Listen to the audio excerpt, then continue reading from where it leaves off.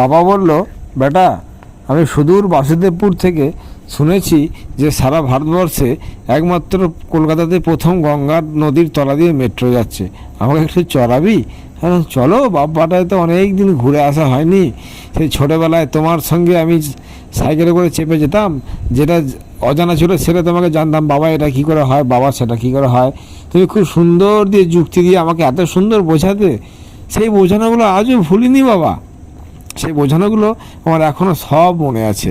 আজ আমি পিঙ্কিকে শেখাই, পিঙ্কিকে বোঝাই, আর ওকে বলি এইটা আমার বাবা বলতো, এইটা আমার বাবা বলেছে, এটা বাবা আমাকে শিখিয়েছে।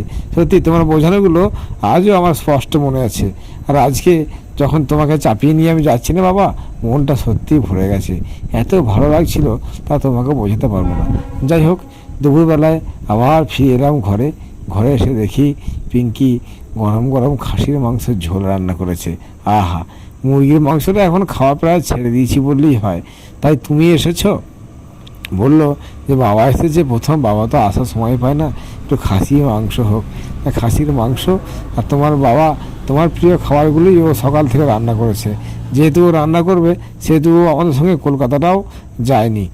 তো তোমার প্রিয় রান্নাগুলো আজকে করে দিতে পেরে এত ভালো লাগছে না বাবা। এখনও মনে আছে যে তুমিও ভাত খাচ্ছ, আমিও ভাত খাচ্ছি, দুজনের ডিম দুটো পাতে আছে, তবু তোমারটা আমাকে তুলে দিতে